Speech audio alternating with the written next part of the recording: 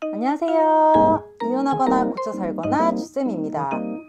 네, 바람 피울 놈은 빡세게 밀착 관리를 해도 바람을 피우고 안 피울 놈은 벌거벗은 여자가 들이대도 안 피우죠. 하지만 보통의 평균적인 남자들, 일반적인 그런 남자들은 아무래도 환경에 영향을 많이 받더라고요. 제 경험도 그렇고 상담하면서 듣는 여러 사례를 보아서 아래와 같은 경우는 반드시 남편 바람을 방지하기 위해 하지 말아야 될 것들입니다. 아직 미혼이거나 신혼인 분들도 잘 들으시길 바랍니다. 구독과 좋아요 먼저 눌러주세요. 첫 번째는 카풀입니다. 진짜 카풀하다가 바람 많이 납니다. 운전 못하는 여직원 오는 길에 내려다주고 가는 길에 태우러 가고 그런 카풀이요. 특히 회사 분류는 이런 카풀로 시작하는 경우가 대부분입니다. 아무리 못나고 나이 많은 아줌마라도 아침에 샴푸 냄새 막 풍기면서 옆자리에 딱 앉는 순간 여자로 보입니다. 괜히 남녀 칠세 부동석이라는 말이 나오는 게 아니잖아요. 밀폐된 공간에서 아침 저녁으로 남녀가 앉아가지고 1시간 뭐 30분 이 동안에 계속 얘기를 하잖아요. 그러면 회사 일, 가족 일 주고받다 보면은 모르던 정보도 얻고 위안도 얻고 하면서 정이 드는 거예요. 게다가 또 차 태워줘서 고맙다고 선물 사주죠. 밥 사고 차 사고 그리고 또 만약에 야근하고 집에 들어온다. 그러면 오늘 좀 늦었으니까 식사하고 들어가실까요? 뭐 치맥이나 한잔 하시죠 하면서 자연스럽게 둘이 또 맥주 한잔 먹고 그러면서 1대1의 관계가 진전이 되는 거예요. 아주 바람 피우는 정식 코스로 이어지는 거죠. 그리고 영악한 이 남자들이 카풀한다고 절대 말도 안 합니다. 자기도 즐기거든. 그냥 말 없이 아침에 좀 일찍 나가고 귀가 시간이 점점 좀 늦어지죠. 그러니까 미리 차를 사거나 결혼하거나 했을 때 딱 박아 놓으셔야 돼요. 조수석에는 앞으로 내 자리다. 다른 여자 태우지 마라. 그리고 다른 여자가 탔던 흔적, 뭐 높이나 이런 게 좀 조절이 돼 있을 경우도 있거든요. 그런 경우에는 눈치채는 순간 카풀하지 못하게 해야 합니다. 남자들이 이제 그렇게 할 거예요. 내 그냥 직장 생활에 그런 건데 그럴 수 있지. 뭐 그러냐. 나 그 사람 여자로 안 보인다. 이래도 절대 못하게 해야 되는 겁니다. 바람은 자기도 모르게 나는 거거든요. 자기가 바람 피울 생각 없고 그 사람이 여자로 안 보인다고 해도 시간이 지나면 본인 의지에 상관없이 어떻게 될지 모르는 거라는 걸 알아두셨으면 좋겠어요. 그리고 두 번째는 각방입니다. 아기 낳고 자연스럽게 이제 남편이 코를 골아서요. 아기가 밤에 잠을 안 자서 또 모유수유 해야 되니까 각방 사용으로 가죠. 근데 시어머니 잔소리 같기도 한데요. 각방 쓰면 확실히 남편이 바람날 확률이 높아집니다. 어, 각방을 쓰면 자연스러운 스킨십이 없어지니까 뭐 자려고 누웠다가 어떻게 해서 분위기가 그렇게 돼서 하고 이제 그런 게 줄어들고 뭐 한 번 하려고 그러면 아주 맘먹고 해야 돼. 대낮부터 약속을 잡고 해야 되는 거야. 그러니까 아무리 여자들이 성욕이 없고 하더라도 남자들은 성욕이 있고 또 그걸로 통해서 사랑을 확인하려고 하잖아요. 근데 이제 아내는 눈치 없는 척 하면서 욕구가 없으니까 아이 재우면서 같이 잠든 척 하고 이제 남편을 피하게 되고요. 뭐 어쩌다가 한번 눈이 맞아서 좀 하려고 그랬다가도 아기가 깨가지고 아내 혼자 방에 들어가고 하면 또 못하게 되고 이렇게 뭔가 소원해져요. 그러면 물론 집에서 못한다고 남자들이 다 밖에서 푸는 건 아니겠지만 혼자 풀다 보면 이게 뭐 하는 짓인가 싶고 내가 퐁퐁남인가 와이프를 애한테 뺏긴 느낌이 들고 그렇게 되는 거잖아요. 욕구불만이 쌓이면 외부의 유혹에 쉽게 넘어가게 됩니다. 그리고 바람 피우다 걸렸을 때도 막 큰 소리를 쳐요. 네가 날 피했잖아. 너랑 내가 정상적인 부부라고 생각해? 나는 너한테 섹스를 구걸하면서 너무너무 비참했어. 막 이런다고요. 그리고 세 번째는 섹스리스입니다. 뭐 누가 먼저랄 것도 없이 어쩌다 보니까 자연스럽게 섹스리스가 됐다 하는 분들도 많아요. 그럼 아내분들이 참 쿨하게 서로가 원치 않는다. 우리 남편은 원래부터 성욕이 별로 없었다. 또는 뭐 어떤 계기로 회사 일이 바쁘거나 힘들어서 그때부터 안 하게 됐는데 뭐 안 하니까 편하다 이렇게 얘기하시는데요. 절대 안 됩니다. 우리가 배고픔을 못 참잖아요. 막 탄수화물 먹고 싶잖아요. 그거랑 남자 성욕도 비슷한 거예요. 어디 가서 푸니까 와이프랑 안 하는 거지 아예 여자랑 안 하고 산다는 건 남자들한테는 있을 수 없는 일입니다. 간혹 남편이 발기부전이다, 조루다, 저 새끼 어디 가서 하고 싶어도 못할 거다 하시는데 절대 아닙니다. 마누라성 발기부전이라는 말도 있잖아요. 나랑만 안 되는 거야. 밖에 나가서 딴 여자랑 하려면요.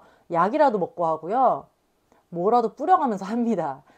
그러니까 그런 경우가 많은 거예요. 나랑은 섹스리스였는데 남편이 나를 피해왔어. 근데 나중에 우연한 계기에 남편 골프 가방에서 88정이 발견이 되고, 뭐 지갑에 가족사진 뒤에 필름이 몇 장 껴있는 걸 알게 되고, 그러면 이제 아내분들이 뒤집어지는 거죠. 내가 남편에 대해 잘 몰랐구나 하면서.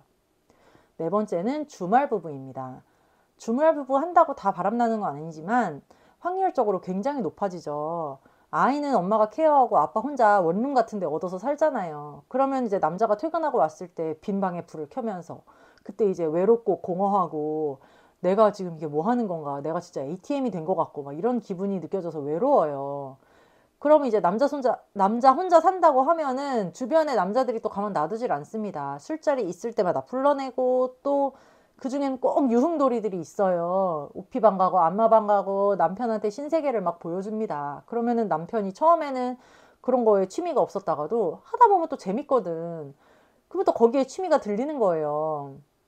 그러면 또 그중에 뭐 눈먼 여자가 하나 또 이렇게 딱 꼬셔지잖아요. 그러면은 우리가 같이 살면 모텔에 몰래 다니고 이렇게 쫄아가면서 하겠지만 각자 사니까 평일에는 와이프가 내가 집에 여자를 들이는지 어쩌는지 알 수가 없잖아요. 그럼 거의 살림을 차리다시피 하게 돼요. 그렇게 되면은 굉장히 깊어지는 속도가 빠르죠. 어, 그러니까 피치 못할 사정이 있어서 주말 부부를 한다고 하더라도 관리를 되게 잘 해야 됩니다. 수시로 남편 혼자 사는 집에 드나들면서 반찬 갖다 준다, 빨래 해준다, 청소해준다 하면서 아내분이 아무리 힘들고 귀찮아도 일주일에 한 번씩은 막 평일에 드셔야 돼요. 방목해서는 절대 안 됩니다. 너는 내縄바리에 있는 남자다. 너는 우리 집 가장이다라는 거를 항상 알려주셔야 되고요. 일주일에 한 번 무슨 일이 있더라도 무조건 올라오게 해서 아이들과 함께 시간 보내게 하셔야 됩니다. 주말 부부 남편이 이제 바람이 나면 아내분이 제일 먼저 아는 게 밤에 늘 자기 전에 통화를 하고 하루 종일 있었던 일을 얘기하고 이렇게 하다가 어느 순간부터인가 이 남자가 자꾸 밤에 전화를 안 받아. 그러고 나서 다음날 아침에 문자가 와요. 미안해. 어제 잠들었어. 너무 피곤해서 뭐 잠들어서 못 받았어. 미안해. 전화 오는지 몰랐네. 너무 취했었나 봐. 이러면서 연락이 막 안 되기 시작합니다. 그걸 이제 방치하다 보면은 주말에 올라오는 거가 서서히 뜸해져요. 일주일에 한 번 오다가 2주에 한 번, 3주에 한 번 옵니다. 그때 이제 뒤늦게 아내분들이 눈치를 채고 그때 가서 증거를 잡으려고 하지만 증거 잡기는 너무 힘든 거죠. 그러니까 주말 부부는 웬만하면 안 하는 게 낫고 하더라도 정말 빡시게 관리하셔야 된다. 뭐 주말 부부가 3대가 뭐 공덕을 쌓아야 주말 부부를 한다 이런 얘기도 있는데요. 뭐 바람 나도 괜찮으면 그렇게 생각하셔도 됩니다. 네, 그리고 다섯 번째는 각자 돈 관리입니다. 남자 관리는 시간 관리, 돈 관리거든요. 근데 시간 관리는 우리가 같이 사는 동안에는 잘 되지만 돈 관리는 사실 이게 되게 힘들어요. 특히 요즘 젊은 사람들의 이 사고방식으로는 지가 번 돈 나한테 생활비 갖다 주는 것만으로도 감지덕지지 내가 어떻게 또 그것까지 터치를 하냐. 또 우리가 각자 맞벌이를 하니까 내가 버는 돈은 내가 관리하고 지가 버는 돈은 지가 관리한다. 이렇게 쉽게 생각을 하시는데요. 원래 이 부부라는 거는 경제 공동체이고 예전에 우리 전업주부들 20, 30년 전 우리 엄마 아빠 세대만 생각을 해보세요. 엄마들 다 집에서 전업주부 하면서도 아빠 월급 봉투 100%다 가졌습니다. 그렇게 집에 있는 여자라고 해서 남편한테 생활비 주는 걸로 감지덕지라고 생각하면은 남편이 딴 주머니 차기가 딱 쉽죠. 그리고 우리가 이제 월급 봉투나 카드 명세서나 공인인증서를 달라고 요구를 해도 이렇게 딴 주머니 찰 생각이 없고 딴 데 쓸 생각이 없는 남자면은 이거를 흔쾌히 공유를 해요. 근데 이제 남자들이 유흥에 쓰거나 뭐 투자한답시고 뭐 하거나 이런 꿍꿍이가 있는 경우에는 이걸 절대 공유를 하지 않죠. 그러니까 남자들한테 돈 관리를 맡기면 돈도 못 모으고 엉뚱한 짓을 많이 하더라고요. 아내가 돈 관리를 다 하더라도 소소히 들어오는 현금 같은 게 직장생활이나 뭐 하다 보면 있거든요. 그걸로 다 헛짓거리 하고 돌아다니는데 하물며 아내분이 그냥 알아서 하겠지 내버려 두는 경우에는 남편 딴짓하는 거를 방조하는 거나 다름이 없습니다. 지금까지 그렇게 하셨으면 잘 구슬려서 경제권을 받으시고요. 그리고 특히 바람이 났다가 걸린 남편이라면 다시 살기로 마음을 먹었을 때 이것부터 해결을 딱 하셔야 돼요. 공인인증서 내놔. 통장 내놔. 비밀번호 뭐야. 이거를 딱 관리를 하셔야 됩니다. 이거를 만약에 남편이 바람 피우다 걸렸는데도 오픈을 안 한다. 그러면 이 남자는 사실 나랑 진지하게 결혼 생활을 이어나갈 생각이 있는 건가? 진지하게 생각을 해보셔야 되는 거죠. 네, 이렇게 5가지 오늘 말씀드렸고요. 우리 이거나 고거나 카페에 들어오시면 제가 쓴 칼럼도 있고 회원분들끼리 주고받는 위로와 정보도 많으니까요. 카페로 들어오셔서 서로 나눔의 시간을 가졌으면 좋겠습니다. 여러분 다음 시간에 또 만나요. 안녕.